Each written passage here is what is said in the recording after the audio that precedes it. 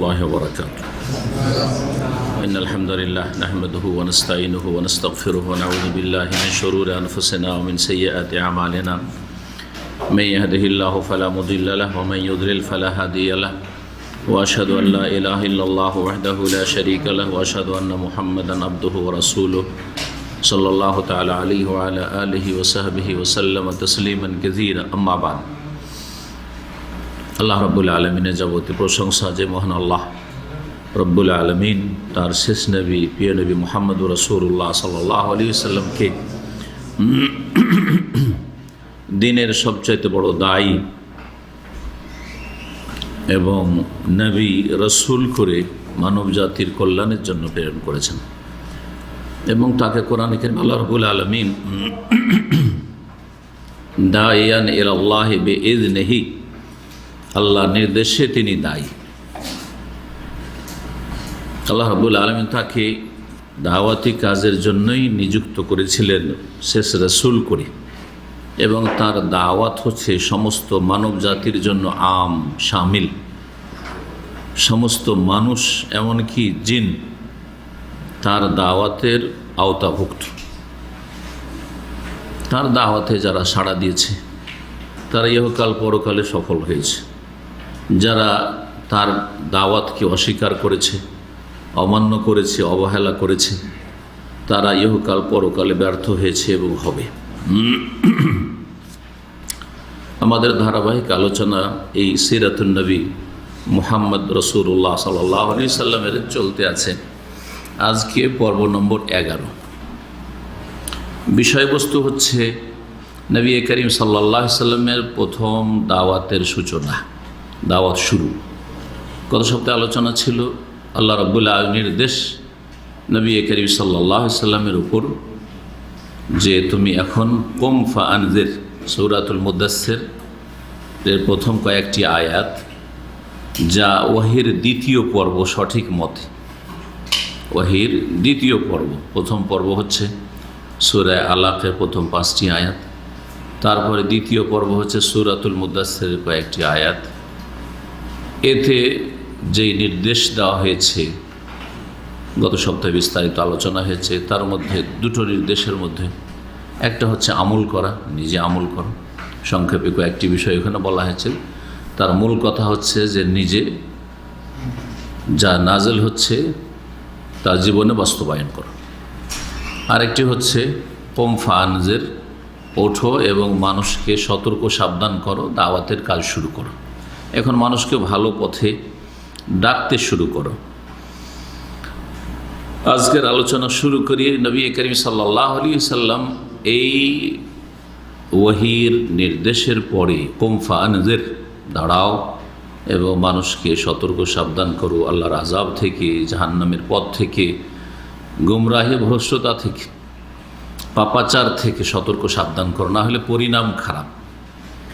দাওয়াত শুরু করলেন রাসূলুল্লাহ সাল্লাল্লাহু আলাইহি ওয়াসাল্লাম। রাসূলুল্লাহ সাল্লাল্লাহু আলাইহি ওয়াসাল্লামের দাওয়াতের দুটো পর্যায় আছে সিরাতুন নবীতে, মনে রাখবেন। একটা হচ্ছে গোপনীয় দাওয়াত, আর একটা হচ্ছে প্রকাশ্য দাওয়াত।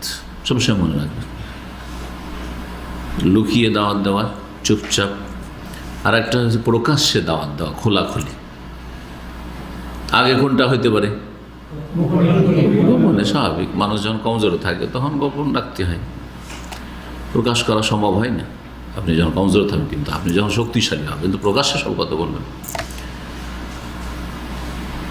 জি হ্যাঁ, গোপনীয় দাওয়াত হয়তো ব্যক্তি পর্যায়ের দাওয়াত। গোপনীয় দাওয়াত মানে গ্যাদারিং করে দাওয়াত নেই, হ্যাঁ, অনেক লোকের সামনে নয়।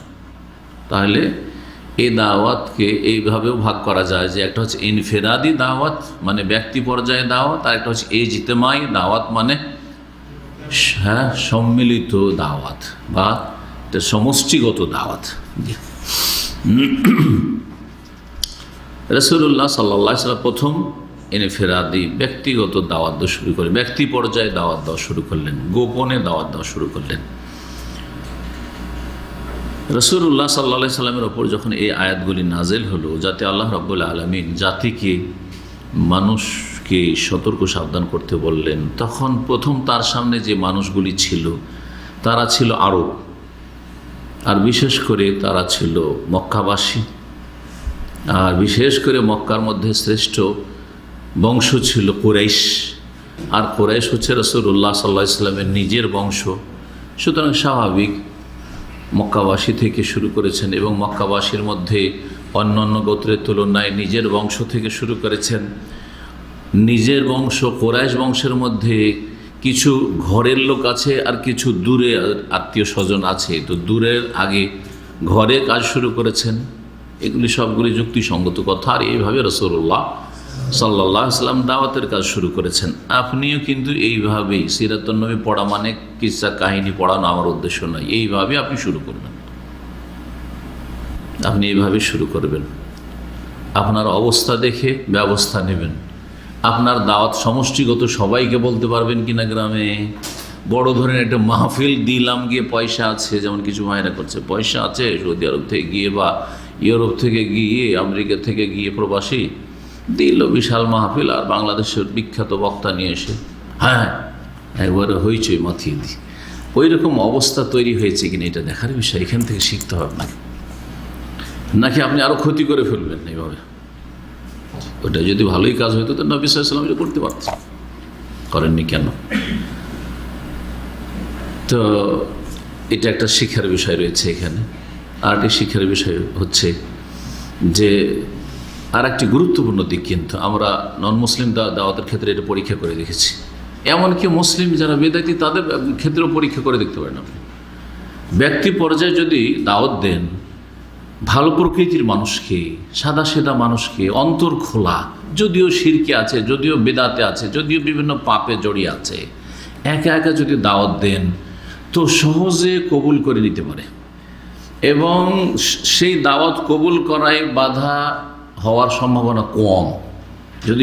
যদি কবুল করতে চায় তাহলে বাধার সম্ভাবনা কম। কিন্তু কয়েকজন বেদাতি আছে, একসাথে মিলাদি আছে, কয়েকজন মাজারপন্থী আছে, কয়েকজন অমুসলিম, তিন, বেশি বলতে হবে না, 2 জন অমুসলিম একসাথে, 3 জন অমুসলিম আছে, আর তাদেরকে একসাথে দাওয়াত দিলেন, সব একে অপরের দিকে তাকাতাকি করবে, দেখেও কি করছে, দেখেও কি বলছে।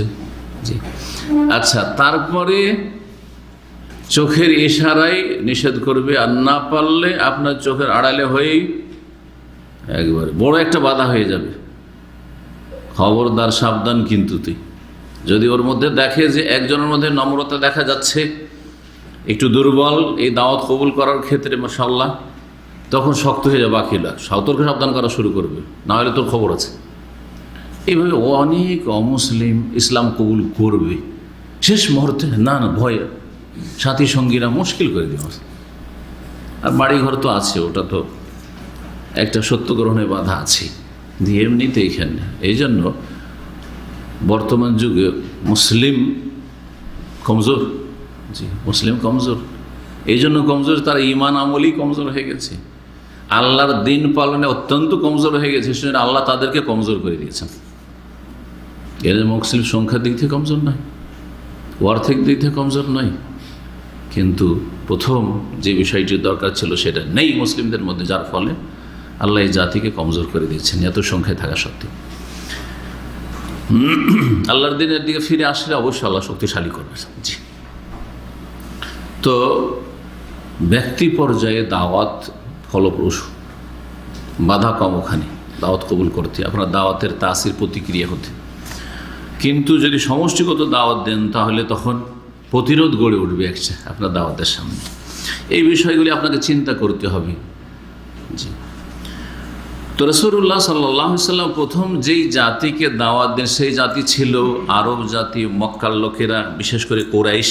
জি হ্যাঁ, নবী সাল্লাল্লাহু আলাইহি ওয়াসাল্লামের মাতৃভাষার লোক, নিজের বংশধর, কিন্তু এমন একটি জাতি যেই জাতি ছিল অশিক্ষিত।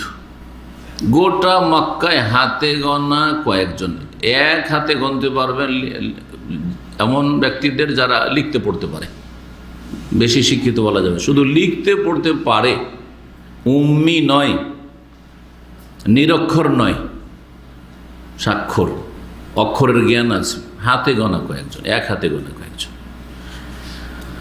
তো যেই জাতির মধ্যে শিক্ষা নেই, সেই জাতি অবশ্যই নিষ্ঠুর হবে, তাদের অন্তর শক্ত হবে, আর তাদের মধ্যে মূর্খামি থাকবেই।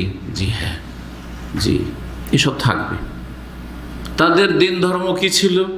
প্রতিমা পুতুল পূজা, এছাড়া কিছু বুঝতো না। আমাদের ধর্মকর্ম কি? প্রতিমা পুতুল পূজা। ঘরে ঘরে তো পূজা হচ্ছে, মহল্লা মহল্লায় পূজা হচ্ছে, এমনকি আল্লাহর ঘর যে তৌহিদের জন্য কায়েম করা হয়েছিল, জি হ্যাঁ, ওয়াতাহিরা বাইতি লিত-তায়িফিন ওয়াল আকিফিন ওয়া রুক্কাই সুজুদ, ইব্রাহিম আলাইহিস এই ঘর এই জন্যই তৈরি করেছিলেন যে এখানে আল্লাহ রাব্বুল আলামিনের ইবাদত বন্দেগী হবে। জি, কিন্তু সেই ঘরের চারিদিকে তার 360টি মূর্তি রেখে পূজা শুরু করেছিল। প্রথম শুরু হয়েছিল এই মূর্তি পূজা। নবী করিম সাল্লাল্লাহু আলাইহি ওয়াসাল্লামের দাওয়াত শুরুর কত বছর আগে জানা আছে? কে বলতে পারেন কত বছর আগে মূর্তি পূজা শুরু হয়েছে? তার আগে মক্কায় মূর্তি পূজার গন্ধ পর্যন্ত ছিল না। তৌহিদ আর তৌহিদ ছিল 300 বছর, মাত্র 300 বছর। তাহলে মানুষ 100, 200, 300 বছরের মধ্যে একটি জাতি কোথা থেকে কোথা চলে যেতে পারে? যেই জাতি 300 বছর আগে মুয়াহিদ ছিল, তৌহিদবাদী ছিল, যেই জাতি 300 বছর আগে মুমিন মুসলিম ছিল, ইব্রাহিম আলাইহিস সালামের সত্যিকার অনুসারী ছিল, তারা ইব্রাহিম আলাইহিস সালামের নাম ভেঙে ধর্ম ব্যবসা করে তারা মুশরিক হয়ে পড়েছিল, কুফার হয়ে পড়েছিল। এমন কাফের হয়েছিল যে তাদের জন্য সবচেয়ে শ্রেষ্ঠ রাসূল মুহাম্মদ সাল্লাল্লাহু আলাইহি সাল্লামকে তাদের মাঝে পাঠিয়েছেন। হুয়াল্লাযী বাআসা ফিল উম্মিয়িনা রাসূলাম মিনহুম।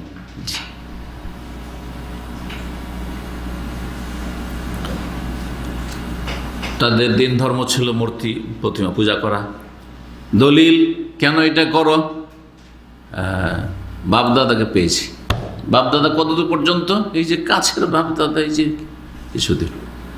কিছুদিন ধরে যা দেখে আসছে এই 200-300 বছরের মধ্যে ওইটাই হয়ে গেল আসল।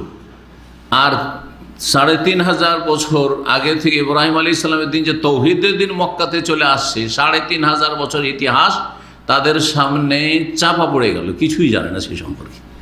যে আমাদের বাপদাদা পূর্বপুরুষ 3500 বছর পর্যন্ত ইব্রাহিম আলাইহিস সালামের পরে তারা মুওয়াহিদিন ছিল, তারা মুমিনিন ছিল, তারা মুসলিম ছিল, ওয়াসাম্মাকুমুল মুসলিমিন, কিছুই জানে না। এই অবস্থা হয়েছে ভারত, বাংলাদেশ, পাকিস্তানে কবর মাজার পূজারী, পীর পূজারীদের। জি, এই 1400 বছর ইতিহাসে তাদের পূর্বপুরুষরা, যারা হয়তো আরব দেশগুলি থেকে গিয়েছে, এমন থেকে গিয়েছে অনেকে, বা ওই দেশে অনেক ইসলাম গ্রহণ করেছে, তারা অনেকেই বা অধিকাংশই, যারা বিশেষ করে এখান থেকে সব তৌহিদবাদী ছিল, যারা তৌহিদ প্রতিষ্ঠাকারী ছিল, তাদের মাধ্যমে দাওয়াত পেয়েছে, কিন্তু তারা তাদের অবস্থাকে পাল্টায়নি। দুর্গা পূজা ছাড়লেও খুব দ্রুত তারা দুর্গা পূজা শুরু করে দিয়েছে এবং এইটাকেই সত্য মনে করতে লেগেছে। ব্রাহ্মণ্যবাদ, গুরুবাদ ছাড়লেও তারা পীর মুরিদি ধরে নিয়েছে। জি হ্যাঁ, পীর মুরিদি ধরে নিয়েছে। নামটা পরিবর্তন হয়ে গেছে, কিন্তু সুফিবাদ ওই হিন্দুদের সন্ন্যাসীবাদী থেকে গেছে। হিন্দুদের সন্ন্যাসীবাদটা হিন্দুরা ধ্যান করা বলে, এরা বলে মোরাকাবা করা, একই অর্থ একবারে। এক একটা টার্ম যদি সুফিদের, পীর মুরিদদের টার্মগুলিকে মিলিয়ে দেখেন, শব্দগুলি ফার্সি বা আরবি, ওইটা তর্জমা যদি হিন্দি বা সংস্কৃতে করেন, তাহলে হিন্দু ধর্মের সবগুলি পাবেন না। এটা হচ্ছে পীরদের ধর্ম। তাহলে পীরদের ধর্ম কোরআন এবং হাদিস থেকে নেওয়া নয়, এটা হচ্ছে হিন্দুদের থেকে নেওয়া, হিন্দুদের থেকে নেওয়া। কথা লম্বা না করে ফিরে আসি। প্রতিটি জাতি এইভাবে ধীরে ধীরে গুমরা হয়েছে, ধীরে ধীরে গুমরা, যুগের আবর্তন বিবর্তনে কোথা থেকে কোথা চলে গেছে। ওরাকে যখন জিজ্ঞাসা করা হইতো যে তোমরা মূর্তি পূজা করছো, এর দলিল প্রমাণে কি যে মূর্তি পূজা হচ্ছে আল্লাহ প্রদত্ত ধর্ম, এটা আল্লাহর দিন কেমন করতে হবে? এর দলিল হচ্ছে যে বাপদাদা সবাই করে এসছে, আমার বাপদাদারা মূর্খ বোকা ছিল না, ওরা কি বুঝতো না? তাদের চাইতে বেশি আমরা বুঝি, তুমি বুঝো বেশি। এই কথাগুলি কোরআনে কারীমে আছে একাধিক জায়গায়। ওয়াজাদনা আলাইহি আবানা কাযালিকা ফালুন, আমাদের বাপদাদা পূর্বপুরুষকে এইরকমই করতে পেয়েছি। বাল্লাত্তাবেও মা আলফাইনা আলাইহি আবা আনা, তোমার কথা মানবো না, ওটাই মানবো, তারই অনুসরণ করব যার ওপর আমাদের পূর্বপুরুষদেরকে পেয়েছি। পূর্বপুরুষ মানে এই 2 থেকে 300 বছরের পূর্বপুরুষ যারা মুশরিক হয়ে পড়েছিল, তারাই তাদের পূর্বপুরুষ হয়ে গেল। ইব্রাহিম আলাইহিস সালাম, ইসমাইল, ইসহাক, ইয়াকুব এবং তারপরে তাদের আওলাদের আওলাদ সব যারা তৌহিদবাদী ছিল সবকে উপেক্ষা করল। তাদের চরিত্র, আরবদের চরিত্রের মধ্যে জাহিলিয়াতের যুগে ছিল অহংকার, আমিত্ব, আমি, আমরা। জি হ্যাঁ, জি, নিজেরটাকে নিজের স্বার্থ পূরণ করতে হবে, নিজেরটাকে ঠিক রাখতে হবে। জি, যাদের অন্তর নিষ্ঠুর হয়ে যায় তারা এইরকমই হয়, যারা অন্ধ হয়ে যায় তারা এরকম হয়ে যায়। তো তারা ধর্মান্ধ ছিল, আর তারা নিষ্ঠুরও ছিল, আর তাদের মধ্যে শিক্ষাও ছিল না। সুতরাং বাপদাদার দোহাই দিয়ে সব চলত। সমস্যার সমাধান হলে, সমস্যার সমাধানের প্রয়োজন হলে, সমস্যা হবে, মানুষ দুইজন এক জায়গায় বাস করলে কিছু সমস্যা হইতে পারে, একটা সমাজ, একটা এলাকার লোকেরা বসবাস করছে, সমস্যা তো হবে। একই বংশের মধ্যে সমস্যা হইতে পারে, এক বংশের আর এক বংশের সাথে সমস্যা হইতে পারে, দ্বন্দ্ব হইতে পারে, পারিবারিক দ্বন্দ্ব হইতে পারে, সামাজিক দ্বন্দ্ব হইতে পারে, লড়াই এর সম্মুখীন হইতে পারে। তো এর সমাধান কি? কোনো একটা কিছু হইলে সমাধান হচ্ছে তরবারি, সাথে সাথে তরবারি নিয়ে বেরিয়ে যাও আর তারপরে মারতে থাকো, মারো আর মরো। গোত্রীয় লড়াই যখন তখন চলতে থাকতো, গোত্রীয় লড়াই ছোটোখাটো বিষয় নিয়ে চলতে থাকতো। তাদের সমস্যার সমাধান ছিল তরবারি। মদিনার এই বোয়াসের যুদ্ধটা ঠিক ওই রকমই। রাসূলুল্লাহ সাল্লাল্লাহু আলাইহি ওয়াসাল্লাম হিজরত করে আসেন, তার 120 বছর আগে থেকে একটা লড়াই চলছে। তার লড়াই কিনে শুধু পানি নিয়ে, পানির অভাব ছিল ওই যুগে। তো পানি আমি আগে নেব না ওরা আগে নেবে, ও বলছে, এ বলছে যে আমি আগে নেব, ও বলছে না আমরা আগে নেব। এই মারামারি যে খুন শুরু হলো 120 বছর ধরে। কোথায় যারা লড়াই শুরু করে চলে গেছে, তাদের ছেলেরা চলে গেছে, তাদের ছেলেরা হয়তো নাতিরা। আল্লাহু আকবার। আল্লাহ রাব্বুল আলামিন নবী করিম সাল্লাল্লাহু আলাইহি ওয়াসাল্লামের জন্য এটাই পছন্দ করলেন যে এই জাতিকে, যাদের এই রকমের চরিত্র, এই রকমের ধর্মীয় অবস্থা, এই রকমের তাদের শিক্ষার মান বা সভ্যতা, তাদেরকে ব্যক্তি পর্যায়ে দাওয়াত দেওয়া হোক, ইনফিরাদি দাওয়াত। নবী তুমি একসাথে 2-4 জন 10 জন একসাথে পেয়েছো বলিও না কোনো কথা, একজন করে কারো বাড়িতে গিয়ে, কোথাও একা পেয়েছো তাকে এইভাবে দাওয়াত দাও। আর গোপনে দাওয়াত দাও, সিররান, লুকিয়ে দাওয়াত দাও, কাউকে জানতে দিও না।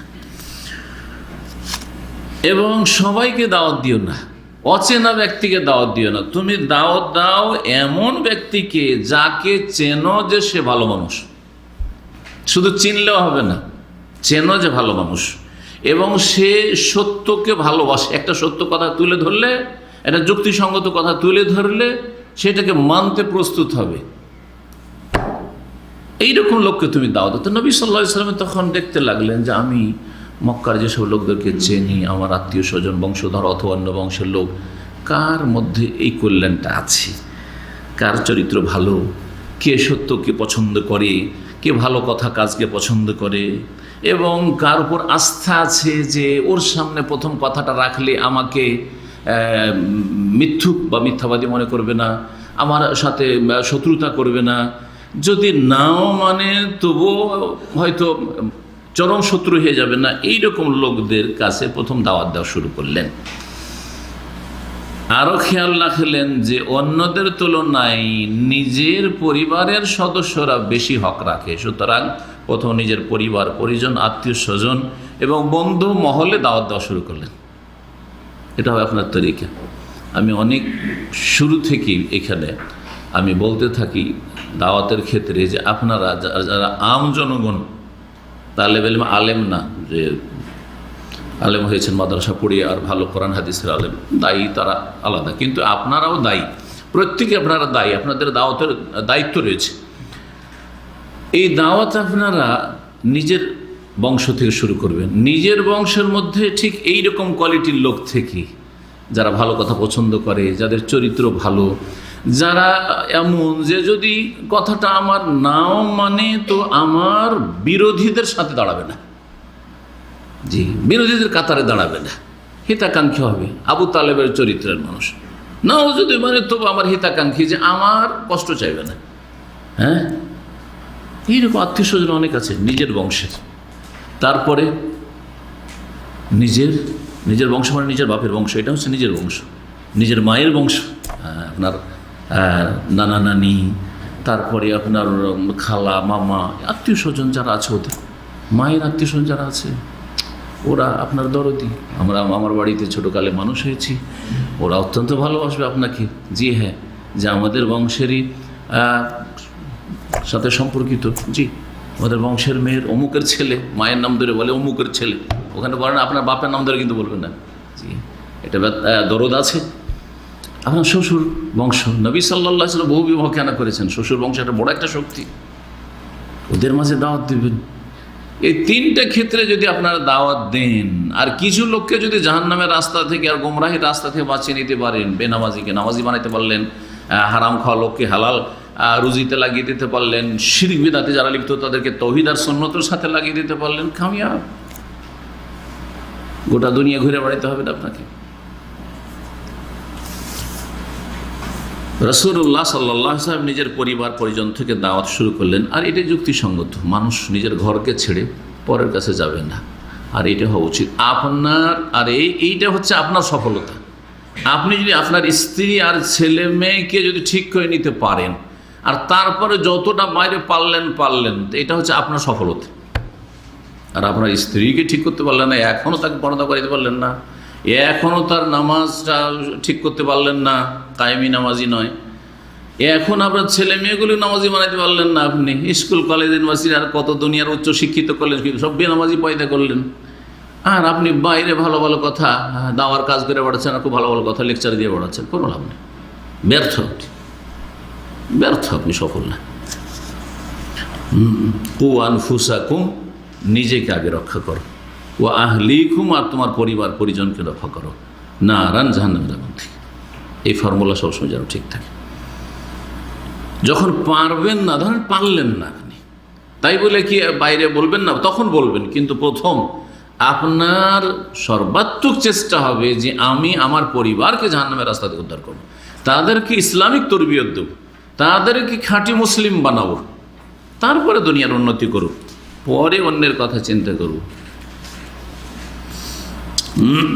নবী করিম সাল্লাল্লাহু আলাইহি ওয়াসাল্লাম এই চিন্তা চেতনা নিয়ে, এবং আল্লাহ রাব্বুল আলামিনের নির্দেশও তাই ছিল, প্রথম যার কাছে দাওয়াত পৌঁছালেন তিনি, স্বাভাবিক কথা, তিনি সবচাইতে ক্লোজড, যিনি কে হইতে পারেন?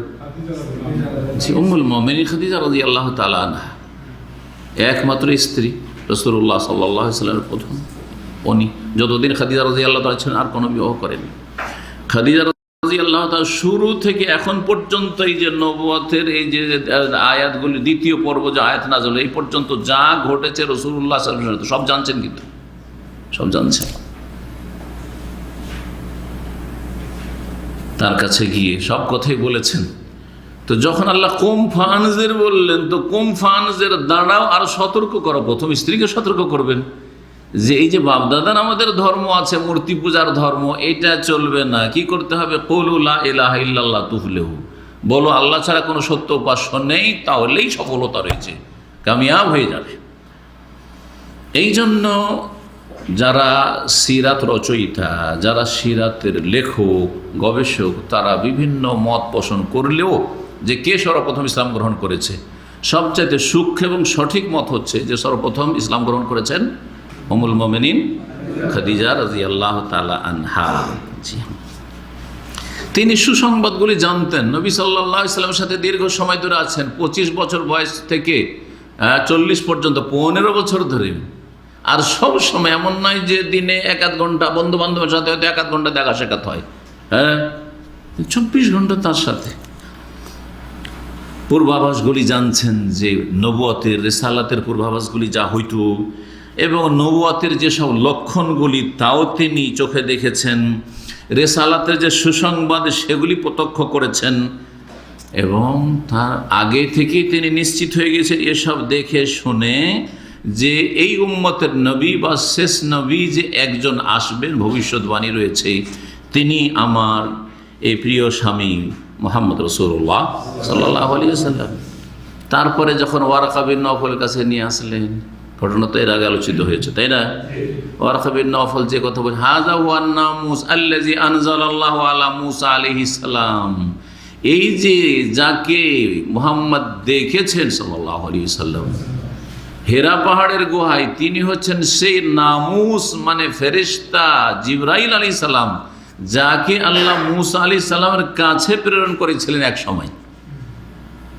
এসব কথা শুনে আরও বিশ্বাস হয়ে গেছে যে আরবদের মধ্যে ওয়ারাকা বিন নওফল তাওরাত ইনজিল সম্পর্কে যথেষ্ট জ্ঞানী, আর তার এই অভিজ্ঞতা তিনি বলছেন, তিনি আকাঙ্ক্ষা করছেন যে যদি আমি ওই সময় থাকতাম সর্বাত্মক সাহায্য করতাম ইত্যাদি ইত্যাদি।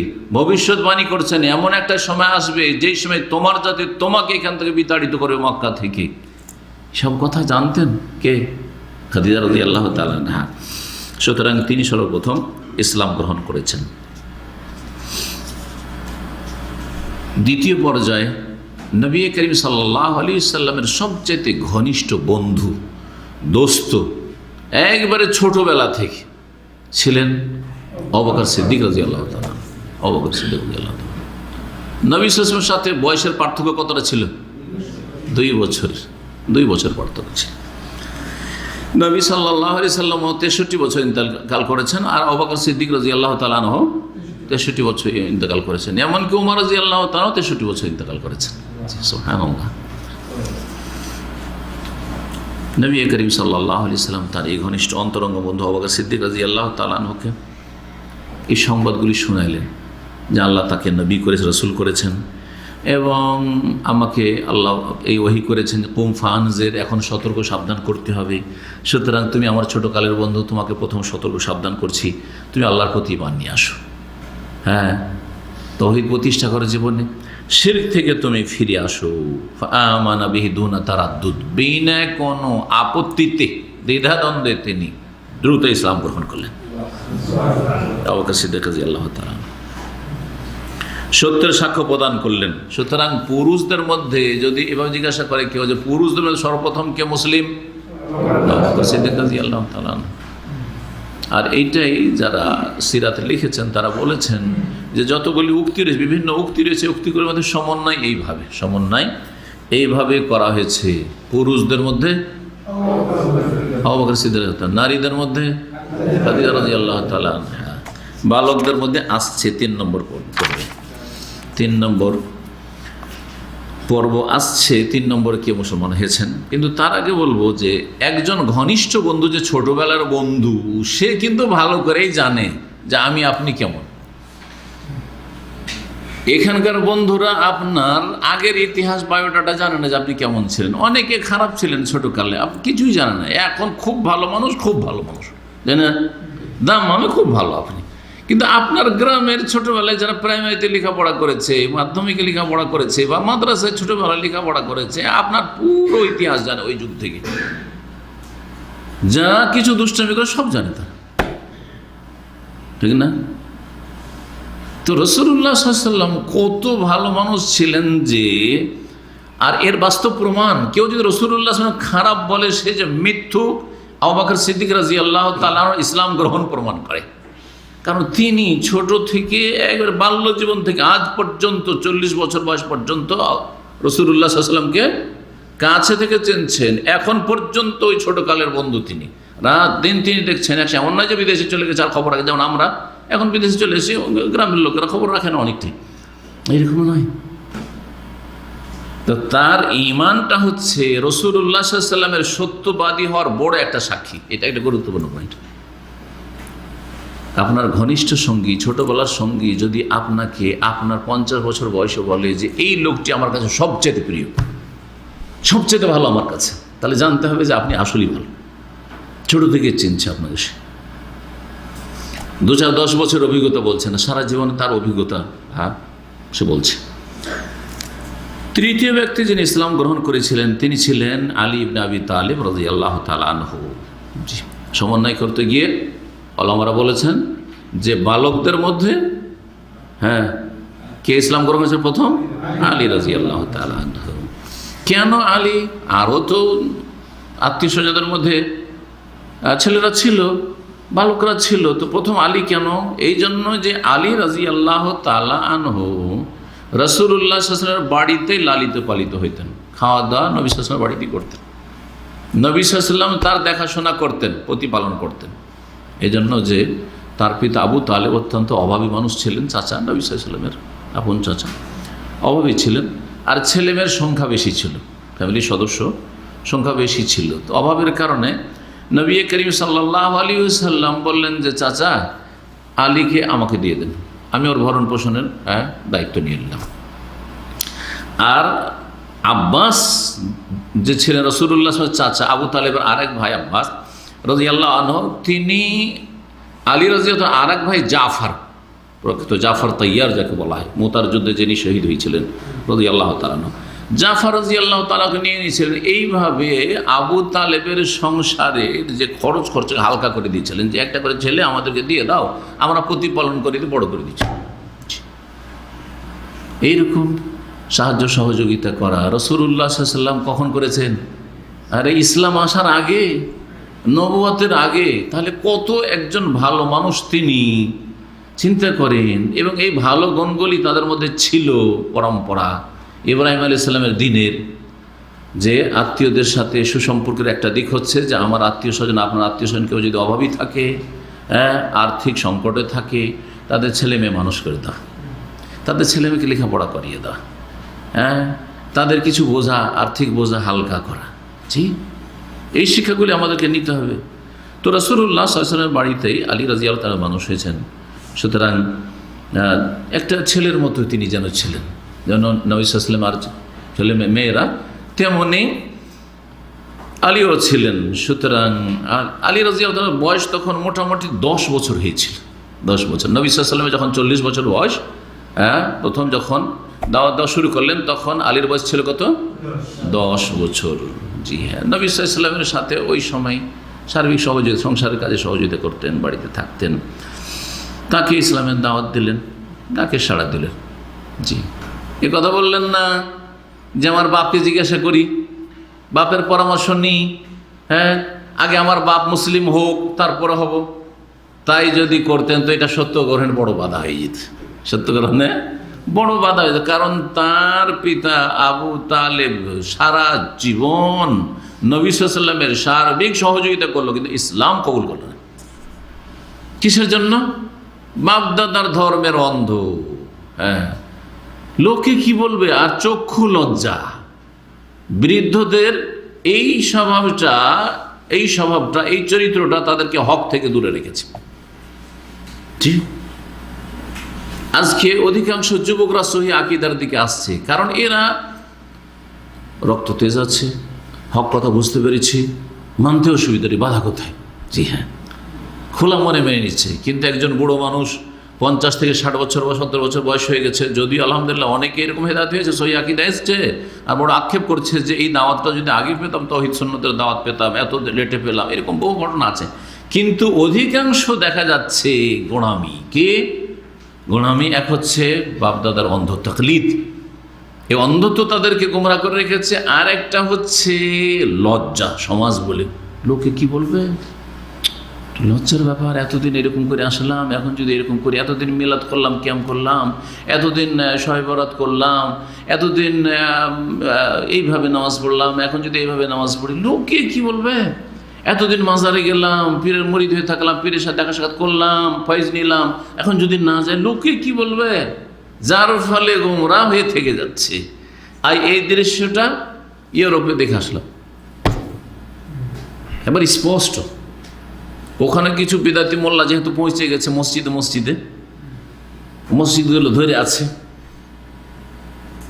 সমাজের যারা বয়োজ্যেষ্ঠ বৃদ্ধ মানুষ বা বয়স্ক মানুষ, তারা ওই বিদাতি মসজিদে নামাজ পড়ছে। বিদাতি মসজিদে নামাজ পড়তে গিয়ে যেখানে কিয়াম হচ্ছে কিয়াম করছে, যেখানে মিলাদ হচ্ছে মিলাদ করছে, সব করছে, বিদাত করছে। আর বিদাতের পিছনে নামাজ পড়ছে, অন্ধ হয়ে আছে বা মান সম্মান নিয়ে আছে। মান সম্মানের ব্যাপার কি বলবে লোকে যদি চলে যায় সহি আকীদার মসজিদে, কিন্তু তাদের ছেলেরা প্রায় সব সহি আকীদার মসজিদে সালাত আদায় করছে, আলহামদুলিল্লাহ, হেদায়েত হয়ে গেছে। এমনকি বাড়ি থেকে তাড়িয়ে দিয়েছে, মারধর করেছে, কত ধমক দিয়েছে, চাপ সৃষ্টি করেছে, যেটা ইউরোপে নিষিদ্ধ, তারপরে এগুলো করেছে, কিন্তু পারেনি, আলহামদুলিল্লাহ, যাকে আল্লাহ হেদায়েত করেছে। প্রথম রিয়াকশন দেখিয়েছে, কিন্তু পরে আলহামদুলিল্লাহ ঠিক হয়ে গেছে, অন্তত ঠান্ডা হয়ে গেছে, আর কিছু বলে পারছে না যে আর পারবো না এদেরকে। সত্য গ্রহণে বড় বাধা রয়েছে, অনেক বাধা রয়েছে। এই বাধা যে কাটিয়ে উঠতে পারবে সেই হেদায়েত পাবে, না হলে হেদায়েত পাবে না। জি। 4 নম্বরে যিনি ইসলাম গ্রহণ করেছিলেন তিনি হচ্ছেন রাসূলুল্লাহ সাল্লাল্লাহু আলাইহি সাল্লামের স্বাধীনকৃত গোলাম দাস। তার নাম কি? হ্যাঁ, একটি নাম, একজন মুসলিমের নাম শুধু কোরআনে আছে, বলতে পারেন? জানেন নাম? এই যে শুধুমাত্র একজন মুসলিমের নাম কোরআন আছে, কারো নাম আর কোরআনে কারিমে নেই। রাসূলুল্লাহ সাল্লাল্লাহু আলাইহি ওয়াসাল্লাম বাদ দিয়ে মুহাম্মাদুর রাসূলুল্লাহ, হ্যাঁ, ওয়া মুবাশশিরাম বিরাসূলিয়াতিন বাদ ইসমুহু আহমদ, যেমন রসুলকে বাদ দিয়ে নবী সাল্লাল্লাহু আলাইহি ওয়াসাল্লামের সাহাবীদের মধ্যে কয়জনের নাম আছে কোরআনে? আয়েশার নাম কোথায় আছে? আবু বকর সম্পর্কে আয়াত আছে, ওয়াসায়ুজান্নাবুহাল আতকা ওয়ালা ইয়াতালি উলুল ফাজলে মিনকুম। উলুল ফজল হচ্ছেন আবু বকর, আতকা সর্বাধিক মুত্তাকি রাসূলুল্লাহ, পরে হচ্ছে আবু বকর সিদ্দিক। তো আবু বকর সিদ্দিক সম্পর্কে সানিয়া সুনাইনে, দুইজনের দ্বিতীয়, তো দ্বিতীয় ইজমা ফিল গারিজে ইয়াকুলু সাহেবিহি, সঙ্গীকে বলছিলেন, সঙ্গী হচ্ছেন আবু বকর। কত আয়াত নেবেন আবু বকর সম্পর্কে, তো কিন্তু নাম নেই। জি, কথা বুঝতে পারছেন? গুণ বৈশিষ্ট্য বর্ণনা করা হয়েছে আবু বকরের, এক জায়গায় নয়, কয়েক জায়গায় কোরআনে কারিমে রয়েছে, বেশ কিছু আয়াত রয়েছে আবু বকর সম্পর্কে। বরং সমস্ত সাহাবায়ে কেরাম সম্পর্কে আয়াত রয়েছে। মুহাজিরিন আনসার আয়াত নাই? আস-সাবিকুনা আউয়ালুনা মিনাল মুহাজিরিন ওয়াল আনসার ওয়াল্লাযিনা তাবাউহুম বিইহসান, বরং যারা তাদের অনুসারী হবে, সে তাবেঈন হোক, তাবা তাবেঈন হোক, কিয়ামত পর্যন্ত তাদের নিষ্ঠার সাথে অনুসারী হোক। তো ওই রকম আলোচনা তো আপনাদেরও আছে, হ্যাঁ, যদি নিষ্ঠার সাথে অনুসারী হন, আছে না? কিন্তু নাম আছে? কারণ নাম নেই। কাফের তো মেলা নাম আছে, কোরআনে কারিমে কাফেরের মেলা নাম আছে, কিন্তু মুসলিমের কয়টা নাম আছে? মুসলিম সাহাবীর একজনের শুধু নাম আছে। অন্য আম্বিয়া রসুলের কথা বাদ দেন, কিন্তু নবী সাল্লাল্লাহু আলাইহি ওয়াসাল্লামের আরো অন্যান্য আম্বিয়া বাদ দিয়ে আবার বললেন না যে নবীরা তো না, নবীদের কথা বলছি না এখানে, সাহাবীদের কথা বলছি। যদি জিজ্ঞাসা কাফের কয়টা নাম আছে? একটা। কাফের ফেরাউনের নাম নেই? হামান, কারুন। নবী সাল্লাল্লাহু আলাইহি সাল্লামের যুগের কয়জন কাফের নাম আছে? এটা যখন জিজ্ঞাসা করবো তখন বলবেন। হ্যাঁ, 3 জনকে বলছে, দেখি 3 জন কি? 3 জন? হ্যাঁ, তবে হ্যাঁ, ওকে বলতেন না সবাই। আবুল আহাব, উবাই বিন কাব কোথায় আছে? আর উবাই বিন কাব সাহাবী, আউযু বিল্লাহ, লা হাওলা ওয়ালা কুওয়াতা ইল্লা বিল্লাহ। হ্যাঁ, যে বলবে হাত তুলবে, হইচই করে না। হ্যাঁ, কয়জন? একজনের নাম শুধু, একজন সাহাবীর নাম আছে, আর একজন নবী সাল্লাল্লাহু আলাইহি ওয়াসাল্লামের দাওয়াতের ক্ষেত্রের কাফের নাম আছে, তাব্বাত ইয়াদা আবি লাহাব। আর দ্বিতীয় কোনো নাম পাবেন না। রাসূলুল্লাহ সাল্লাল্লাহু আলাইহি ওয়াসাল্লামের যুগের কোনো কাফের আর নাম ধরে পাবেন না কোরআনে কারিমে, আর রাসূলুল্লাহ সাল্লাল্লাহু আলাইহি যুগের কোনো সাহাবীর নাম ধরে আর পাবেন না যায়েদ ছাড়া। ফালাম্মা কাজা যায়েদুম মিনহা ওয়াতারান যাওয়াজনাকাহা, সূরা আহজাব আল্লাহ বলছেন, যায়েদের নাম এসছে।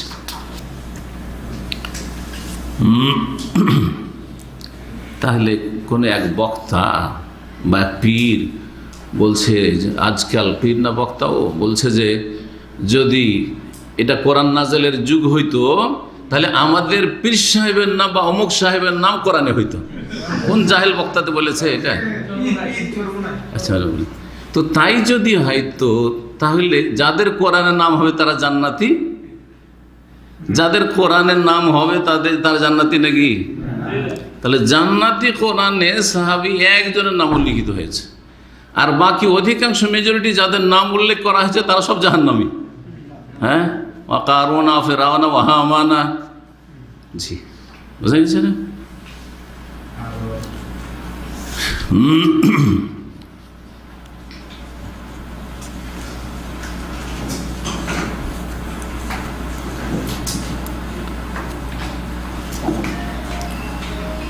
যায়েদ ইবনে হারেসা ইবনে শারাহিল আল কালবি, তিনি অন্য বংশের বাইরের লোক ছিলেন।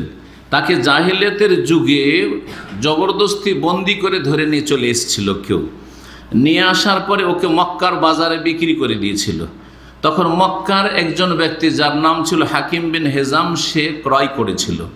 আর ক্রয় করার পরে তার ফুফু হচ্ছেন রাসূলুল্লাহ সাল্লাল্লাহু আলাইহি ওয়াসাল্লামের প্রিয়তমা স্ত্রী উম্মুল মুমিনিন খাদিজা রাদিয়াল্লাহু তাআলা আনহা। খাদিজাকে তার ফুফুকে উপঢৌকন হিসাবে, হাদিয়া হিসাবে দিয়ে দিয়েছিল যে ফুফু, এই দাসটা জায়েদকে আমি খরিদ করে নিয়ে আসলাম, তো এটা আপনাকে দিয়ে দিলাম হাদিয়া, হ্যাঁ গিফট দিয়ে দিলাম, দিয়ে দিয়েছিলেন। তখন খাদিজা রাদিয়াল্লাহু তাআলা আনহা ওই জায়েদকে রাসূলুল্লাহ সাল্লাল্লাহু আলাইহি ওয়াসাল্লামকে হাদিয়া করে দিলেন। পেলেন কার কাছ থেকে? ভাইয়ের ছেলের কাছে, ফুফুকে দিল। আর ফুফু তখন কি করলেন? স্বামীকে হাদিয়া দিয়ে দিলেন। এর থেকে কি বোঝা গেল যে হাদিয়া দেওয়া যেতে পারে। আমাদের সমাজে অনেকে বলে ভাই এটা আমাকে দিয়েছে, একজন গিফট দিয়েছে, না এটা দেওয়া যাবে না, বলে না বলে, অনেকে বলে। কিন্তু আমরা এই কথাটা প্রয়োগ করে থাকি যে না, এটা একজন আমাকে গিফট দিয়েছে, এটা ঘড়ি আমাকে গিফট দিয়েছে, এটা আর কাউকে দেওয়া যাবে না, আমাকেই পড়তে হবে। আপনি পড়তে পারলেন না, ধরেন, তো কি করবেন? ফেলে রাখবেন? কাউকে দেওয়াও যাবে না, আর নিজেও পড়বেন না, ব্যবহার করবেন না, তো নষ্ট করবেন না। আপনার কেউ কোনো কিছু খেতে দিল, আর খেতে পারবেন না আপনি, বা খেলেন না। আমাদের অনেক সময় এরকম হয়, যেটা আমাদের খাওয়া সম্ভব নয়, তো কি করব? হ্যাঁ, পচে যাক, সরে যাক, কিন্তু গিফটের জিনিস কাউকে দেওয়া যাবে না, নিজেই খেতে হবে, না হলে সরিয়ে দিন, নষ্ট করে দিন, নাকি? না, মোটেই না। তাহলে বোঝা গেল যখন হাদিয়া দেওয়া হয়ে গেল তখন সে তার ফুল মালিক হয়ে গেল। যখন পূর্ণ মালিকানা পেয়ে গেল তখন তাতে যে কোনো রকমের নিয়ন্ত্রণ সে করতে পারে। তবে এটা আছে যে সে নিজে যদি ব্যবহার করে আর দেখে যে যাকে দিয়েছিলাম সে ব্যবহার করছে, তো খুশি হবে, ভালো লাগবে, সেটা আলাদা কথা। তো উত্তম, সে খুব বেশি বলতে হবে যে উত্তম যা হাদিয়া আমাকে যখন দেওয়া হয়েছে সেটা আমি ব্যবহার করার চেষ্টা করি, কিন্তু সেটা কোনো ওয়াজিব জরুরি জিনিস নয়।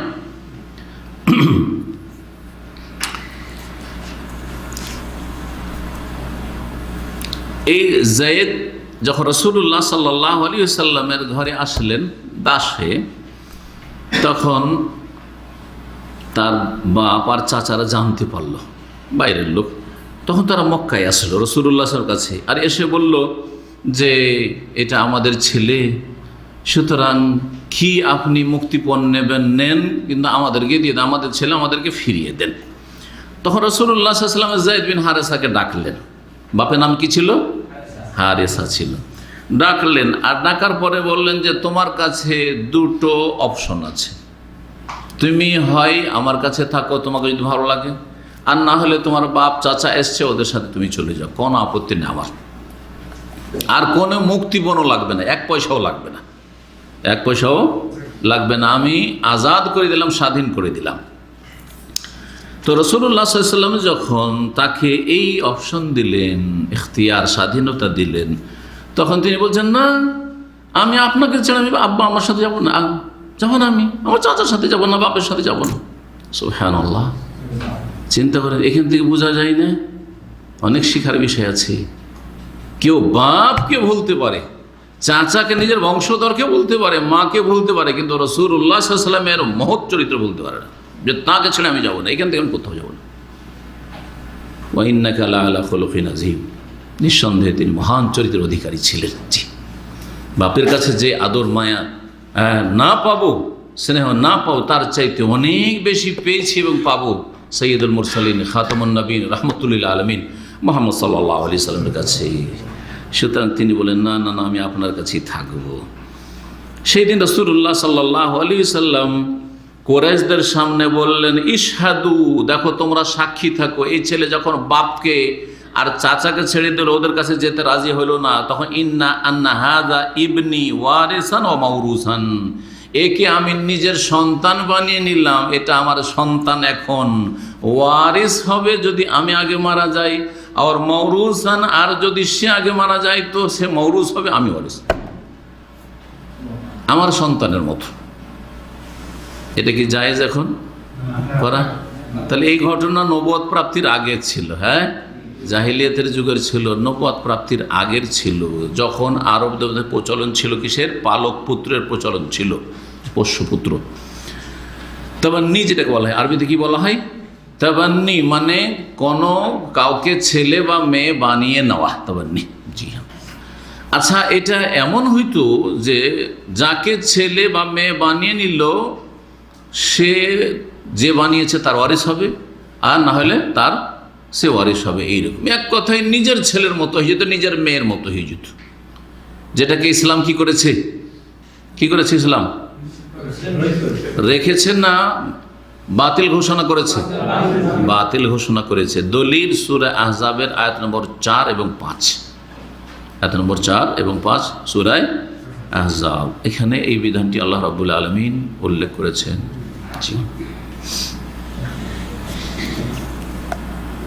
ওমা জাআলা আদিয়াকুম আবনাআকুম, তোমাদের মুখে ডাকা ছেলেদেরকে, সন্তানদেরকে তোমাদের আল্লাহ ছেলে বানাননি, ছেলে করেননি। সেটা তোমার ছেলে সন্তান নয়, কোন সন্তান নয়। এই ছেলে ছেলে ছেলে করছেন, এটা আমার মেয়ে মেয়ে করছেন, এতে তোমার ছেলে আর মেয়ে হয়ে যায় না। অনেকে এরকম কচি অবস্থায় রাস্তাঘাটে আজকাল যেসব পথের বাচ্চাদের পাওয়া যায়, যাদের বাপ মায়ের খোঁজ খবর নেই অথবা অভাবের কারণে ছেলে মেয়ে, অনেকে একসময় ছিল দুর্ভিক্ষ ছিল, অভাব ছিল, তখন ছেলে মেয়ে নিজেই দিয়ে দিচ্ছে, নিজে থেকে দিয়ে দিচ্ছে। অনেকে আবার নিঃসন্তান, ছেলে মেয়ে নেই, সেজন্য ভাইয়ের বা বোনের কারো ছেলে মেয়ে নিচ্ছে না আমাদের দেশে। জি হ্যাঁ, এই ক্ষেত্রে যদি রাখে নিজের পারিবারিক স্বার্থে রাখতে পারে, অসুবিধা নেই, কিন্তু তার বাপের নামকে সেখান থেকে উজ্জ্ব করা যাবে না। যদি করে দেয়, কাগজপত্র যত আছে তাতে বাপের নামকে উজ্জ্ব করে দিয়ে যে পালক পুত্র নিয়েছে তার নামের সাথে সম্পৃক্ত করেছে, তাহলে এটা হারাম, কাবিরা গুনাহ, উভয়ের জন্য কাবিরা গুনাহ। যে এইরকম পালক পুত্র নেবে তার জন্য, আর যাকে এইভাবে নেওয়া হবে আর তাতে সে সন্তুষ্ট, সেও কাবিরা গুনাহ করল। লানাল্লাহু মান ইদ্দা ইলা গায়রি আবিহ, রাসূলুল্লাহ সাল্লাল্লাহু প্রসিদ্ধ হাদিস। আল্লাহ লানত রয়েছে ওই ব্যক্তির ওপর যেই ব্যক্তি নিজের আপন বাপ ছাড়া অন্যের সাথে সম্পৃক্ত হবে, নিজেকে সম্পৃক্ত করলো। সম্পৃক্ত করা মানে সংসারের খাতিরে, ধন সম্পদের দেখাশোনার খাতিরে নেওয়া নয়। এর মানে হচ্ছে যে ওর সাথে এমনভাবে নামটা লাগিয়ে নেওয়া হয়েছে যে যায়েদ বিন হারেসা নয়, যায়েদ বিন মুহাম্মদ হয়ে গেছে। আজকাল কেউ একটা ছেলে নিল আর তারপরে তার বাপের নাম অন্য কিছু, আর সে তার বাপের নামকে উড়িয়ে দিয়ে কাগজপত্রে কি বানিয়ে এলো, যেটা আমার ছেলে, জানছেই না কেউ সমাজে, ওইভাবে কাগজপত্র বানিয়ে নিয়েছে। এটা হচ্ছে লানতের কাজ, কাবিরা গুনাহ, হারাম। লানতের কাজ মানে কাবিরা গুনাহ, জায়েজ নয়। আর একটা যেটা বাতিল করা হয়েছে ইসলামে, সেটা হচ্ছে যে আপনি যেই ছেলে বা মেয়েকে নিলেন পালকপুত্র হিসাবে, সেটা নেওয়া মানে এই নয় যে আপনার ধন সম্পদের সে ভাগ পাবে, ওয়ারিস হবে, অথবা তার ধন সম্পদের আপনি ওয়ারিস হবেন, কোনোটাই হবে না, বা আপনার ছেলেরা পাবে, এইটা হবে না। ওয়ারাসাত বাতিল। ওয়ারিস কি হবে? যারা সত্যিকার ওয়ারিস, উত্তরাধিকারী, তারা হবে। বুঝছেন না? জি হ্যাঁ। সুতরাং যে আজকাল একটা ছেলে নিয়েছে, অনেকের ছেলে আছে, তারপরে আরও ছেলে নিয়ে নিয়েছে হয়তো, তারপরে তখন বলছে আমার, অনেকে গৌরব করে বলে, এটা তার উদারতা যে আমি আমার ছেলেদেরকে যেমন জমি জায়গায় ভাগ দিয়েছি, এই ছেলেটা আমার নয়, তবুও যেহেতু ছোটো থেকে আমি ছেলে হিসাবে মানুষ করেছি, নিয়ে এনেছি, সেজন্য তাকেও অতটা ভাগ দিয়েছি। কত যে সওয়াবের কাজ করেছে, অথচ কাবিরা গুনাহ করেছে, জালিম, সে জুলুম করেছে। মান কাতা মিরাসা ওয়ারিসি, ওয়ারিসদের মিরাসকে কেড়ে নিয়ে ওকে দিয়েছে। কাতা আল্লাহ মিরাসা মিনাল জান্নাত, তখন জান্নাতে যে তার ভাগ রয়েছে সেটা তার কাছ থেকে আল্লাহ কেড়ে নেবেন, ছিনিয়ে নেবেন। কবিরা গুনাহ, এটাও দেওয়া যাবে না। তাহলে ভাগ জমি জায়গায় দেওয়া যাবে না, কিছুই দেওয়া যাবে না, এটা একটা প্রশ্ন বাকি থাকছে, জেনে নেওয়া জরুরি। কিছুই দেওয়া যাবে না। তো একটা ছেলে এতদিন ধরে আমার ঘরে আছে, আমি মানুষ করলাম, সেও হয়তো কিছু আশা করে, তার কিছুই নেই, যা কিছু শ্রম দিয়েছে, সংসারে দিয়েছে, কিছু দেওয়া যাবে না? অবশ্যই দেওয়া যাবে। আর একটা রাস্তা আছে। কি রাস্তা? ওসিয়তের রাস্তা খোলা আছে। ওসিয়ত ওয়ারেসের জন্য নয়, কিন্তু যারা ওয়ারেস নয় তার জন্য ওসিয়ত আছে। ইন্নাল্লাহা কাদ জাআলা লিকুল্লি জি হাক্কিন হাক্কাহু, ইন্নাল্লাহা কাদ আতা কুল্লা জি হাক্কিন হাক্কাহু। আল্লাহ রাব্বুল আলামিন প্রত্যেক পাওনাদারকে, হকদারকে তার হক দিয়ে দিয়েছেন। ফালা ওয়াসিয়াতা লিওয়ারিসিন, সুতরাং কোনো ওয়ারিস, উত্তরাধিকারীর কোনো ওসিয়ত চলবে না। তাহলে ছেলের জন্য ওসিয়ত করে দিলাম, মেয়ের জন্য এই ওসিয়ত করলাম, স্ত্রীর জন্য ওসিয়ত করলাম, এই ওসিয়ত ফসিয়ত চলবে না। যারা ওয়ারিস তাদের জন্য ওসিয়ত চলবে না। যারা ওয়ারাসাতে বঞ্চিত হচ্ছে তাদের জন্য ওসিয়ত। যেমন প্রবাসে আছেন অনেকে, কিন্তু প্রবাসে মারা যাচ্ছেন। আর বাংলাদেশ বা ভারতের যে পারিবারিক গায়র ইসলামী তরিকা যেটা, সেটা তো হচ্ছে কি, আপনার ইনকাম করা সব টাকা পয়সা কোথায় পাঠিয়ে দিয়েছেন? বাপের কাছে পাঠিয়ে দিয়েছেন, বাপের অ্যাকাউন্টে, মায়ের অ্যাকাউন্টে। জমি জায়গা কার নামে হয়েছে? বাপ মায়ের নামে। খুব খুশি আপনার বাপ মা, আমার ছেলে কত ভালো, যা করেছে সব আমার নামে, মনে করেছে কত সবের কাজ করলাম। অথচ জালেম বাপ মা, জালেম বাপ মা অন্যের হক কেড়ে নিয়ে অন্যকে দিয়ে দিল। এই সম্পদের হক ছিল আপনার স্ত্রী, ছেলে মেয়ের, আপনার ভাই বোনের না। আপনার স্ত্রী, ছেলে মেয়ে বঞ্চিত হয়ে যাচ্ছে, হ্যাঁ, আর দিয়ে দিচ্ছে কাকে? আপনার ভাই বোনের ওর থেকে ভাগ পাচ্ছে, কারণ আপনার বাপ মায়ের নামে সব প্রপার্টি চলে গেছে। অথচ ইনকাম করার টাকা হচ্ছে আপনার। জি, হক মারল না, একজনের হক মেরে আরেকজনকে দেওয়া হইল, জান্নাত থেকে বঞ্চিত হইতে হবে। আর এইটাকে মনে করছেন যে আমরা খুব ভালো পরিবার? না না, জালেম পরিবার, জুলুম করছেন। তবে বাপ মাকে দেবেন, কতটা দেবেন? অভাব দূর করা সমান দেবেন, তাদের প্রয়োজন মেটানো সমান দেবেন। জি হ্যাঁ, ভাইয়েরা বোনেরা ছোট আছে, নাবালক আছে, এখনও কাজের যোগ্য হয়নি, তাদের সমান দেবেন, যতটা দিতে পারবেন দেবেন আপনি, এবং তাদের এই সমস্যাগুলি, আর্থিক সমস্যা দূর করবেন। কিন্তু তারা সচ্ছল খাওয়া দাওয়া করছে, চলাফেরা করছে, তাদের কোনো অভাব নেই, এরকম সাংসারিক, অথবা অল্প কিছু দিলেন, না না, আপনার বাপ মা সন্তুষ্ট না, সব টাকা দিয়ে তুই। জালেম বাপ মা, জালেম বাপ মা। হঠাৎ করে, আসল কথা যেটা বলছেন, হঠাৎ করে হইলো কি, আল্লাহ না করে এই ব্যক্তি প্রবাসে ছিল, সব টাকা পয়সা বাপ মাকে দিয়ে দিয়েছে, ওদের নামে জমি জায়গা হয়েছে, মারা গেল। আর ছেলে মেয়েরা আছে, কি পাবে ছেলেমেয়েরা? কারণ যার নামে হয়েছে, হ্যাঁ, এই যে মৃত, তার বাপ মায়ের নামে হয়েছে, আর বাপ মায়ের ছেলে মেয়েরা আছে। সুতরাং এই আপনার ছেলে মেয়েদের, হ্যাঁ, জন্য কিছুই নেই, কারণ আপনার ছেলে মেয়েদের চাচারা আছে, চাচার বাপ থেকে পাবে, আর আপনি দাদা থেকে পাবেন না, দূরের আপনি হয়ে গেলেন। সুতরাং আপনার ছেলেরা দূরের হয়ে গেল, সুতরাং আপনার ছেলেমেয়েরা পেল না। এটাকে ইংরেজ আমলে কি করেছিল, এই টার্মের নাম জানেন? এই টার্মের নাম কানুনগোয়ীদের কাছে ভারত উপমহাদেশে এমন একটি নাম হয়েছে যেটা ইসলাম বিদ্বেষিতা প্রমাণ করে, সেটা হচ্ছে মজলুম মিরাস হয়ে গেছে। এই নামটা ছোট থেকে শুনতাম, গ্রামে গঞ্জে মানুষ বলতো। আমার মামারা আজকে 80-85 বছর, এক মামা তো মনে হয় 90 পার হয়ে গেছে, 100-তে চলে গেছে বড় মামা। তাদের মুখ থেকে ছোটোকালে যখন আমার 10-12 বছর বয়স, তখন শুনতাম যে অমুক মজলুম মিরাস হয়ে গেছে। শব্দটা বুঝতাম না। যখন উর্দু পড়লাম, ফার্সি পড়লাম, আরবি পড়লাম, তারপরে যখন একটু জ্ঞান হইলো মিরাস সম্পর্কে, ফারাইজ পড়লাম, আরে ইসলামে তো মজলুম মিরাস বলে কিছু নেই। মজলুম মিরাস মানে মিরাসের ক্ষেত্রে, ধন সম্পদের ভাগ পাওয়ার ক্ষেত্রে কি হয়েছে? জুলমের শিকার হয়েছে। মজলুম মানে কি? জুলমের, অবিচারের শিকার হয়েছে। তো এই জুলমের শিকার যে হলো, তো জালেমকে জুলুম কে করলো? কে জুলুম করলো? নাউজুবিল্লাহ। এই টার্ম বলছে যে আল্লাহ জুলুম করেছে, কোরআন জুলুম করেছে, দ্বীন ইসলাম জুলুম করেছে। কথা বুঝতে পেরেছেন? মজলুম মিরাস, জি, ইসলাম জুলুম করেনি, বরং তোমরা জুলুম করেছে। ওয়ালাকিন জালামু আনফুসাহুম, আল্লাহ কোরআনে বলেছে, জি, তোমরা নিজেরা জুলুম করেছো, তোমার বাপ মা জুলুম করেছে, তোমার পরিবার জুলুম করেছে, এবং তুমি যে সব টাকা পয়সা দিয়ে তুমিও জুলুম করেছো তোমার স্ত্রী ছেলে মেয়েদের উপর। জি।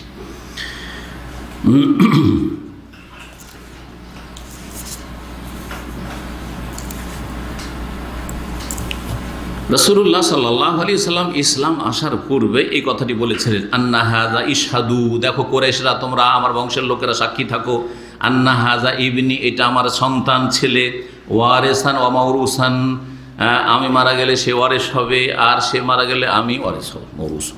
ওয়াযালিকা ক্বাবলা নবুওয়া, এটা নবুয়তের পূর্বের ঘটনা ছিল।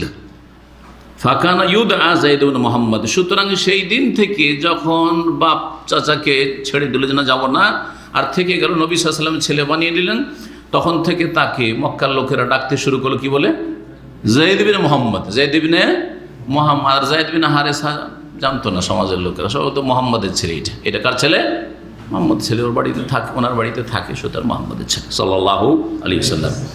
ইসলাম আসলো, সূরা আহজাব নাযিল হলো। ওয়া আবতালাত তাবান্নি, সন্তান গ্রহণ করা, সন্তান বানানো, হ্যাঁ, কাউকে বা পোষ্যপুত্র বা পালক পুত্র বানানোকে বাতিল ঘোষণা করা হইল। আল্লাহ রাব্বুল আলামিন তাই করলেন। ফাদুইয়া, তখন থেকে নবী সাল্লাল্লাহু বলে দিলেন সাহাবীদেরকে যে একে ডেকো, কি বলে? যায়েদ ইবনে হারেসা বলে ডেকো। ইনি ছিলেন কত নম্বর মুসলিম? চতুর্থ নম্বর মুসলিম ছিলেন। ওয়া হাউলাইল আরবাতু কুল্লুহুম আসলামু ফি ইয়াউমিন ওয়াহিদ, প্রথম দিনে এই চারজন ইসলাম গ্রহণ করেছেন। সুবহানাল্লাহ। এমন নয় যে যাক আজকে একটা হয়ে গেছে, থাক আর কত যাব। হ্যাঁ, যদি আপনাদের দ্বারা যদি একজনকে একটা ভালো কথা বলা হয়, আরে যথেষ্ট হয়ে গেছে, কি দরকার? একবার বলেছেন, বারবার ওকে বলার দরকার নেই। দাওয়াতের কাজের ক্ষেত্রে, হ্যাঁ, একবার যদি কাউকে বলে থাকেন একটা বেনামাজিকে নামাজের কথা, আরে বলেছি ও শোনেনি, ওকে বলে লাভ নাই, ও জেনেই গেছেন, আপনি যে বলে লাভ নেই। এটা দাওয়াতের তরিকার নাম না। জি হ্যাঁ,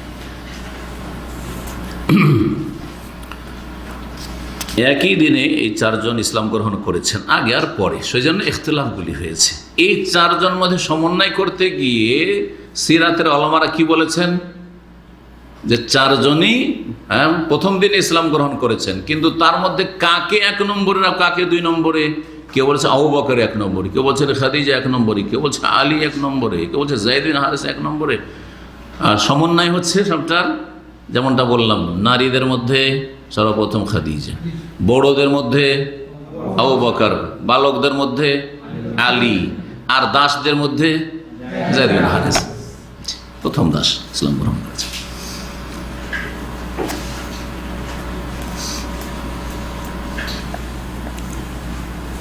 রাসূলুল্লাহ সাল্লাল্লাহু আলাইহি ওয়াসাল্লামের এই দাওয়াতের সাথে আবু বকর সিদ্দিক রাদিয়াল্লাহু তাআলা আনহু যখন ইসলাম গ্রহণ করলেন, শুধু মুসলিম হয়ে থাকলেন না যে আমি মুসলিম হয়ে গেছি, তিনি নবী করিম সাল্লাল্লাহু আলাইহি ওয়াসাল্লামের পাশাপাশি দায়ী হয়ে কাজ করতে শুরু করলেন।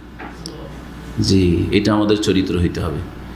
দীর্ঘদিন এখান থেকে শিখছেন, কিন্তু আপনি নিজে দায়ী হওয়ার মন মানসিকতা রাখলেন না। আপনার দ্বারা যে কিছু লোক জাহান্নাম থেকে উঠে আসুক, জাহান্নামের রাস্তা থেকে ফিরে আসুক, আর জান্নাতের রাস্তা কিছু লোকে লাগিয়ে দেন, আপনি দাওয়ার কাজ করবেন, এই মন মানসিকতা রাখেন না।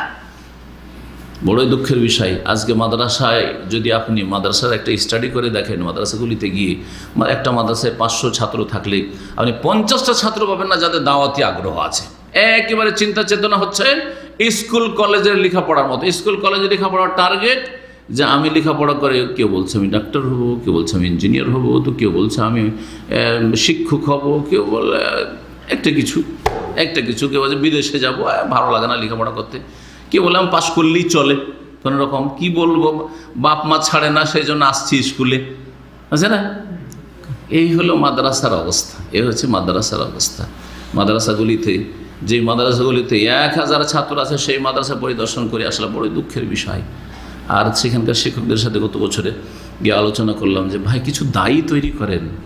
আজকাল এরা মদিনাও পড়ে আসছে, পড়ে আসার পরে যে শতকরা 5টাও দায়ী তৈরি হচ্ছে না, 10টা দায়ী তৈরি হচ্ছে। কী তাহলে কোরআন সুন্নাহ পড়ার উদ্দেশ্যটা কি?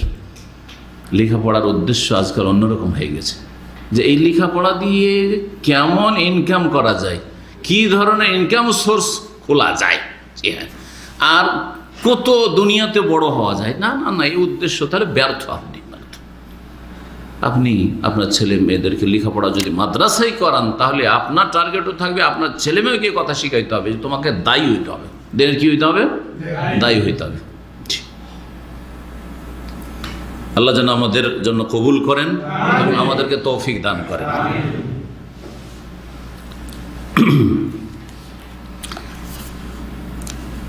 আবু বকর সিদ্দিক রাদিয়াল্লাহু তাআলা প্রথম দিন থেকে দাওয়াতি কাজে সক্রিয়তা দেখাতে শুরু করলেন, আগে ভাগে দাওয়াত দেওয়া শুরু করলেন। নবী করিম সাল্লাল্লাহু আলাইহি ওয়াসাল্লাম ডান হাত হিসাবে এই রেসালাতের পেগাম পৌঁছার ক্ষেত্রে কাজ শুরু করলেন এবং তিনি খুব ভালো মানুষ ছিলেন, চরিত্রবান ছিলেন। তাকে মক্কার লোকেরা সবাই ভালোবাসত। তার বিভিন্ন ভালো দিক ছিল, চরিত্রের দিক থেকে মহৎ চরিত্রের অধিকারী। তার জীবনে চরিত্রে কোনো রকমের দাগ ছিল না। তিনি অত্যন্ত প্রিয়জন ছিলেন, জনগণ সবাই তাকে ভালোবাসত এবং নরম তবিয়তের মানুষ ছিলেন। দেখেন, যার মেজাজ কড়া, চরিত্র ভালো হইলেও কড়া মেজাজের লোককে মানুষ অনেকে ভালোবাসে না, কি বলতে কি বলে ওর থেকে একটু দূরেই থাক, তাই না? কিন্তু নরম তবিয়তের মানুষকে সবাই সাহস করে কাছে যায়, বসে। তো অত্যন্ত নম্র মানুষ ছিলেন এবং বড়ই সম্মানিত মানুষ ছিলেন, বড়ই দানশীল ছিলেন। আর যার খেতে পায় তার গুণ গায় মানুষ, এটা তো মানুষের স্বভাব, নুন খেলে গুণ গাইবে। তো দানশীল মানুষও ছিলেন। আর তার সাথে সাথে তিনি অত্যন্ত ধনাঢ্য ব্যক্তি ছিলেন, কোনো গরিব ব্যক্তি ছিলেন না। আবু বকর সিদ্দিক রাদিয়াল্লাহু আনহু বড় একজন ব্যবসায়ী ছিলেন এবং বড় ধনাঢ্য ব্যক্তি ছিলেন। আর সমস্ত ধন সম্পদ আল্লাহর রাস্তায় দিনের জন্য তিনি কুরবানি করেছেন। যেমন খাদিজা রাদিয়াল্লাহু তাআলা আনহা, খাদিজা রাদিয়াল্লাহু তাআলা তার ধন সম্পদ যেমন আল্লাহর রাস্তায় ব্যয় করেছেন, ঠিক ওই রকমই সিদ্দিক আকবর রাদিয়াল্লাহু তাআলা আনহু আল্লাহর রাস্তায় সমস্ত ধন সম্পদ যা ছিল তিনি কোরবানি করেছেন। এমনিতেই দিনের ক্ষেত্রে আল্লাহ মর্যাদা দান করেন না। আল্লাহ অন্তর দেখেন, প্রথম ইখলাস দেখেন, অন্তর দেখেন, তারপরে আপনার কাজকর্ম দেখেন। ওয়ালাকিন ইয়ানজুরু ইলা কুলুবিকুম আমালিকুম, আল্লাহ তোমাদের কলব, হৃদয়ের অবস্থা দেখেন যে ইখলাস কতটা তোমার মধ্যে, ত্যাগের মন মানসিকতা আছে, ইখলাস লিল্লাহিয়াত আছে, আল্লাহর জন্য কতটা করছো, নাকি দুনিয়ার স্বার্থ ওখানে জড়িত আছে, আর কতটা তুমি তার প্রমাণ দিচ্ছ, কথা কাজের মাধ্যমে কতটা প্রমাণ দিচ্ছে। একটা পয়সা খরচ করতে পারেন না, বড় বড় কথা বলছেন, আল্লাহ তো আলী বুঝতে পারছেন, তোমার জবানটা খুব তোমার সুন্দর, হ্যাঁ, আর তোমার ব্যাস বাহ্যিক দিকটা খুব ভালো, কিন্তু তোমার ভিতরে তো ওই মন মানসিকতা নেই যে আমি কোরবানি করবো, আমি কিছু কোরবানি করবো না, টানবো, এরকম যেন না হয়। তিনি আরবদের বংশধর সম্পর্কে যথেষ্ট জ্ঞান রাখতেন, অভিজ্ঞ মানুষ ছিলেন, তিনি বড় জ্ঞানীগুণী মানুষ ছিলেন। আরবদের মধ্যে বেশ কিছু অভিজ্ঞ মানুষ ছিলেন যারা আরবদের বিভিন্ন বংশ সম্পর্কে যথেষ্ট জ্ঞান রাখতেন, যে কোন বংশ কেমন, কোন বংশের মধ্যে কি রয়েছে, কোন বংশে কোন লোকেরা রয়েছে, এসব তিনি যথেষ্ট জানতেন। আর লোকেরা তাকে সবাই চিনত এবং তার সাথে চলাফেরা করত, তার সাথে আদান প্রদান করত, তার সাথে ব্যবসা বাণিজ্য করত। প্রথম দিন থেকে তিনিও ইসলামের দাওয়াত দেওয়া শুরু করলেন। রাসূলুল্লাহ সাল্লাল্লাহু আলাইহি ওয়াসাল্লাম দাওয়াত দিচ্ছেন, আবু বকর সিদ্দিক রাদিয়াল্লাহু তাআলা আনহু ব্যক্তি পর্যায়ে ইনফিরাদি দাওয়াত দিচ্ছেন। তিনি গিয়ে প্রথম যেই ব্যক্তিকে দাওয়াত দিলেন তিনি হচ্ছেন উসমান বিন আফফান রাদিয়াল্লাহু তাআলা। এই উসমান রাদিয়াল্লাহু তাআলার সাথে আবু বকরের খুব খাতির ছিল। প্রথম দিকে গিয়ে বললেন, উসমান, তুমি কি জানো যে মুহাম্মদ সাল্লাল্লাহু আলাইহি ওয়াসাল্লামের কাছে ওহী এসেছে, তিনি রাসূল হয়েছেন? জি, তিনি তৌহিদের দাওয়াত, লা ইলাহা ইল্লাল্লাহ দাওয়াত নিয়ে এসেছেন, তুমি কবুল করো। আর উসমান রাদিয়াল্লাহু তাআলা অত্যন্ত নরম চরিত্রের মানুষ ছিলেন আর অত্যন্ত ভালো মানুষ ছিলেন। জি, খেয়ারহম ফিল জাহিলিয়া খেয়ারহম ফিল ইসলাম, এই যে হাদিস রয়েছে এটা সবচেয়ে বেশি ফিট উসমান রাদিয়াল্লাহু তাআলা আনহুর ওপর রাসূলুল্লাহ সাল্লাল্লাহু আলাইহি ওয়াসাল্লাম পড়ে। জি, জাহিলিয়াতের যুগেও তিনি অত্যন্ত চরিত্রবান এবং সৎ চরিত্রের মানুষ ছিলেন। তাকে যখন বাগীরা, বিদ্রোহীরা শহীদ করে, সেই সময় বলেছে, ওয়াল্লাহি, আল্লাহর কসম করে বলছি, মা জানাইতু ফি জাহিলিয়াতিন ওয়ালা ইসলাম, আমি ইসলামে আসার পরেও কোনোদিন জেনার কাছে যাইনি, আর জাহিলিয়াতের যুগেও কোনোদিন জেনার কাছে যাইনি। তাহলে এমন কোনো কাজই করিনি যে আমাকে তোমরা খুন করে ফাবেমা তাকতুলুননি, তাহলে কি কারণে আমাকে তোমরা খুন করার জন্য এরকম তোমরা আমার বাড়ি ঘেরাও করেছো, মসজিদ নবী ঘেরাও করেছো, আমাকে আর মসজিদের রাসূলুল্লাহ মসজিদ নবীতে নামাজ পড়তে দিচ্ছ না, যে মসজিদের জায়গায় আমি পয়সা দিয়ে কিনেছি তোমরা জানছো, তা আমাকে পানি খেতে দিচ্ছ না, যে কূপের পানির ব্যবস্থা মদিনাবাসীর জন্য আমি খরচ দিয়ে কিনেছি। এসব কথা বলেছিলেন, কিন্তু না, এদের অন্তর এত নিষ্ঠুর পাপিষ্ট হয়ে গেছিল যে তারা এরকম ঘেরাও করেই থাকলো। আর যখন দেখলো যে না, এরা আমার কোনো কথা শুনতে চাইছে না, তখন তিনি বলেছে, ওয়াল্লাহি ইন্নী লা শাহীদ, আল্লাহর কসম করে বলছি সত্যি আমি শহীদ হয়ে যাব, আমাকে এদের হাতেই শহীদ হইতে হবে। জি, তার কিছুক্ষণ পরেই তারা ঘরে ঢুকে পড়ল আর শাহাদাত বরণ করলেন উসমান বিন আফফান রাদিয়াল্লাহু তাআলা আনহু।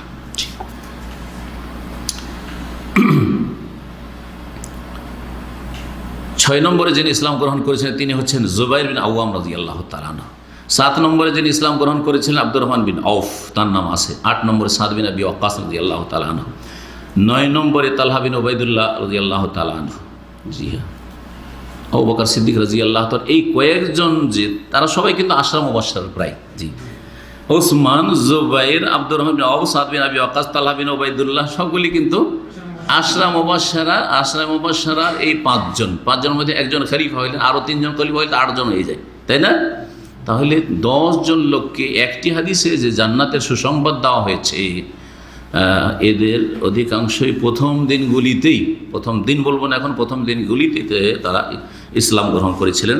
এবং তাদের অধিকাংশ আবু বকর সিদ্দিক রাদিয়াল্লাহু তাআলার মাধ্যমে, আবু বকর সিদ্দিক রাদিয়াল্লাহু তাআলা ডেকে নিয়ে আসতেন যখন রাজি হতো যে ইসলাম গ্রহণ করবে, চলো তাহলে রাসূলুল্লাহর কাছে যাই, চলো নবীর কাছে নিয়ে যাই, তারপরে কালাম পড়াইতেন। ও আতাবিহিম এলান নবী সাল্লাল্লাহু আলাইহি ওয়া সাল্লাম আসলামু জামিয়ান, এদেরকে এক এক করে নিয়ে আসতেন সাথে করে নবী সাল্লাল্লাহু আলাইহি ওয়াসাল্লামের কাছে, আর তারা ইসলাম গ্রহণ করত।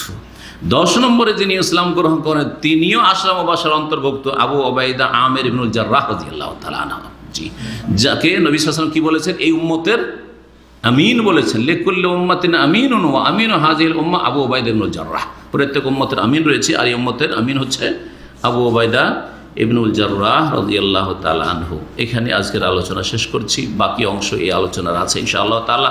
আমরা মোটামুটি 42 জনের নাম উল্লেখ করব, আলোচনা করব, আর তারপরে তখন মোটামুটি যারা প্রথম দিকে ইসলাম গ্রহণ করেছিল মাত্র কয়েকদিনের মধ্যে বা অল্প কয়েকদিনের মধ্যে, তাদের সংখ্যা প্রায় 130-এর মতো, 130 জন সাহাবায়ে কেরাম, যাদেরকে সাবেকিন আউয়ালিন বলা হয়েছে কোরআনে কারিমে, ওয়াসাবিকুনাল আউয়ালুন মিনাল মুহাজিরিন।